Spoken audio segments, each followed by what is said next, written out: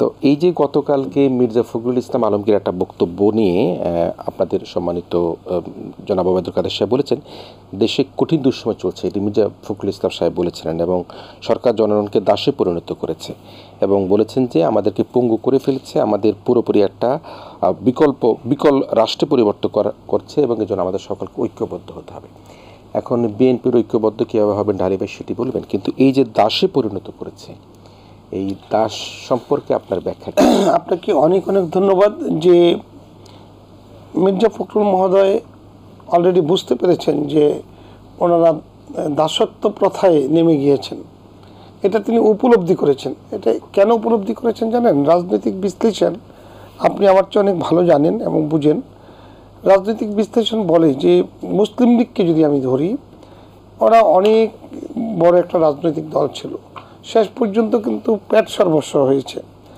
আর BNP বললেন, নিজে থেকেই স্বীকার করলেন দাস পর্যায়ে গিয়ে পৌঁছেছেন। এটার কারণ হলো যে দাস উনি নিজেকে এই কারণে হয়তো ভেবেছেন যে উনি একজন রাজনৈতিকভাবে প্রতিষ্ঠিত নাম, একটি দলের নেতৃত্ব দেওয়ার কথা তার, কিন্তু তিনি তো মহাসচিব হয়ে নেতৃত্ব দিচ্ছেন না, উনি শুধু দাস হিসাবে দায়িত্ব পালন করছেন। উনি বলেছেন জনগণকে দাসে পরিণত করে। না, জনগণকে কেন? জনগণ তাহলে তো জনগণ এই কথা বলতেন, জনগণ এই কথা বলছেন না। উনি নিজে একজন এই মানুষ হিসাবে উপলব্ধি করেছেন যে উনি দাসত্ব বরণ করেছেন জনাব তারেক রহমান সাহেবের, এর বাইরে কিছু নয়। দেখুন, আন্দোলন বলেন, সংগ্রাম বলেন, রাজনীতি বলেন, গতানুগতিকভাবে কিন্তু এই বাংলাদেশে আমরা পর্যায়ক্রমে দেখছি। বঙ্গবন্ধুর কন্যার নেতৃত্ব দেখেছি, বেগম খালেদা জিয়ার সরকার দেখেছি, হোসেন মোহাম্মদ এরশাদ সাহেবের সরকার এদেশে আমরা দেখেছি। এমনকি বঙ্গবন্ধুকে হত্যা করার পর বেনিফিশিয়ারি গ্রুপ লিডার জিয়াউর রহমানের এদেশের রাজত্ব কায়েমের নীল নকশাও কিন্তু আমরা দেখেছি। সব কিছু শেষে আজকের বাস্তবতায় এদেশের মানুষ উন্নয়ন এবং ধারাবাহিকতা উপলব্ধি করতে পেরেছেন। কিন্তু মির্জা ফখরুল সাহেব এই মর্মে উপলব্ধি করেছেন যে পূর্বের রাজনীতি এবং বর্তমান রাজনীতির মধ্যে পার্থক্য হলো যে জিয়ার বিরুদ্ধে জনগণ নেমে এসেছে, এরশাদের বিরুদ্ধে এই বাংলাদেশের নেতাকর্মী সকল দল ঐক্যবদ্ধ হয়ে প্রতিহত করেছে, বেগম খালেদা জিয়াকে রাজনৈতিকভাবে প্রতিহত করা হয়েছে, এবং বঙ্গবন্ধুর কন্যার বিরুদ্ধে চড়াই উত্তরায় জঙ্গি, বোমা, পেট্রোল বোমা, আগুন, সন্ত্রাস সব কিছু করেও 1 ইঞ্চি নড়াতে পারে নাই। সুতরাং এদেশের মানুষ কিসের থেকে নড়াতে পারেনি? তার সিদ্ধান্ত, রাজনৈতিক মতবাদ এবং জনগণের স্বার্থে যে আজকে কল্যাণমুখী রাষ্ট্র গঠনে যে তার সহায়ক শক্তি, সেই জায়গা থেকে কিন্তু তাকে সরাতে পারেনি। কেন পারেননি? এদেশের জনগণ তার পক্ষে রয়েছেন। আর যারা জনগণের নেতাকে সরাতে চায় তারা কিন্তু ব্যর্থ হয়ে ওই নিজেকে দাসত্ব প্রথায় নিয়ে যায়। সেই চিন্তা ভাবনা থেকে তিনি এই কথাটা যদি বলে থাকেন তাহলে সঠিকটা বলেছেন।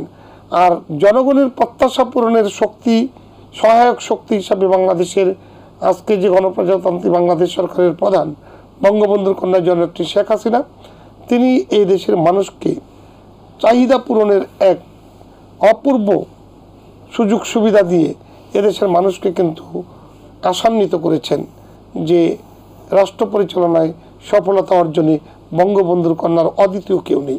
নিশ্চয়ই আমরা আসবো। ঢালি ভাই শুনছিলেন মুসলিম লীগের প্রসঙ্গে এসছে, আমি মির্জা ফখরুল ইসলাম সাহেবকে বিশেষ ব্যক্তির দাস হিসাবে এখানে বাবুভাই উল্লেখ করেছেন এবং তিনি বলেছেন জনগণের ভাষা কিন্তু এটা নয়, এটা হচ্ছে বিএনপি, তারা নিজেরা হয়তো এই দাসত্বের মধ্যে আছেন। এই প্রসঙ্গেই কিন্তু আমরা দেখেছি যে ওবায়দুল কাদের সাহেব একটা বক্তব্য দিয়েছেন। তিনি বলেছেন যে জনগণের কোনো আগ্রহ এখন বিএনপির প্রতি নেই, বিএনপি এক ধরনের ঘৃণায় পরিণত হয়েছে, জনগণের ঘৃণায় পরিণত হয়েছে, জনগণ বারবার তাদেরকে প্রত্যাখ্যান করেছে, বিএনপি যে দুঃশাসনের কথা সব কিছু কিন্তু এই দেশের জনগণ জানে। এটি হচ্ছে একটা পাল্টাপাল্টি বক্তব্যের কথা বললাম, যেটি ওবায়দুল কাদের সাহেব বলেছেন। কিন্তু বাবুভাই কিন্তু প্রসঙ্গত বলেছেন এই দাস বলতে তিনি যেটা মিন করেন সেটা হচ্ছে বিশেষ ব্যক্তির দাস, এবং মুসলিম লীগের সঙ্গে বিএনপিকে এখনকার বর্তমান পরিস্থিতিকে তিনি তুলনা করেছেন। আপনার বিশ্লেষণ কি? ধন্যবাদ আপনাকে। আজকে আমার পাশে উপস্থিত একজন বিজ্ঞ রাজনীতিবিদ, একসময়ের প্রখ্যাত ছাত্রনেতা, প্রথমেই আমি একটা পরিসংখ্যান দিয়ে শুরু করতে চাই।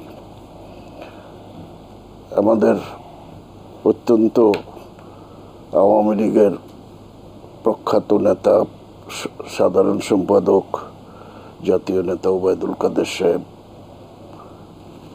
উনি কি বলেছেন, ভালো কথাই বলেছেন, কিন্তু আমার মনে হয় গত 15 দিনে এই ঈদের সময় সড়ক পথে 407 জন লোক মারা গেছে। উনি কিন্তু ওই খবর জানেন কিনা আমার জানা নাই। উনি কোন খবর নিয়ে কথা বলেন আমার জানা নাই।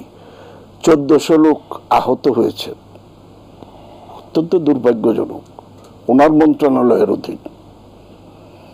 তারপরে গত বছর থেকে এই বছর 32.2% আপনার বেড়ে গেছে এই সড়ক দুর্ঘটনা। 399টা সড়ক দুর্ঘটনার ঘটনা ঘটেছে। মৃত্যুর সংখ্যা বেড়েছে 24%, 24 to 25%। এখন উনি যদি এই সমস্ত কথা বলেন, আগের ওনার আমার মনে হয় উনি এদিকে খেয়াল দিলে ভালো করতেন। নিজের মন্ত্রণালয়ে উনি দেখছেন না, ওনার তো কবেই পদত্যাগ করা উচিত ছিল। উনি আবার এই সমস্ত কথা বলেন কেন? বলার শোভা পায় না। রাজনীতির এটা সৌজন্যের ভিতরে পড়ে না। এই যে এটা দুর্ভাগ্যজনক, এই ঈদের সময় যে ঘটনাগুলো ঘটছে, কি কারণে ঘটে ওই ওনাদের এই ঔদাসীন্যতার কারণে। সবকিছু খালি ওই বিএনপির দিকে খোঁজে, ওই খুঁজতে গিয়ে তখন আসলটা আর দেখে না। এখন এটা আমি বললাম এই কারণে। আর যেটা বলছে আমাদের মহাসচিব, বলছে যে আমাদের দেশটা তো তাই। উনি বলছে যে আজকে দেশে কি আছে, কোনো দল নেই, একটাই দল, যেটা আগে ছিল। অন্য দলগুলোকে কোনো কথা বলার অধিকার নেই, কোনো কিছু নাই। নির্বাচন কি কারণে হবে? কি কারণে? ওনার 3টা নির্বাচন, অনির্বাচিত সরকার, এটা অনির্বাচিত সরকার দেশে আছে। এটাকে আপনি হ্যাঁ অফিসিয়ালি বলতে পারেন নির্বাচিত, জনগণ যেখানে যায় না সেটা তো হয় না। আরেকটা প্রশ্ন আমি এখানে, যে দাসত্বের কথা আসছে, আপনি দেখেন এই তত্ত্বাবধায়ক সরকার পাশ হওয়ার আগে একটা ঘটনা আপনাকে বলি। এটা কিন্তু আপনার সংসদীয় 13 জনের একটা কমিটির কাছে দায়িত্ব দেওয়া হয়েছিল। সেখানে এটার চিফ ছিলেন সাজেদা চৌধুরী, মরহুমা সাজেদা চৌধুরী এবং সুরঞ্জিত সেনগুপ্ত। ওনারা কিন্তু সিদ্ধান্ত দিয়েছিলেন যে অন্তত তত্ত্বাবধায়ক সরকারের অধীনে একটা নির্বাচন হতে পারে, এবং কোর্টেও কিন্তু আমি 1 মিনিটে শেষ করব না, শেষ না, আমি মানে ওই তত্ত্বাবধায়ক ইস্যুর দিকে না, আমি শোনা, আমি এখানে অন্য প্রশ্নটা যাচ্ছি। আমি তত্ত্বাবধায়ক ভালো কি খারাপ ওইটাতে যাচ্ছি।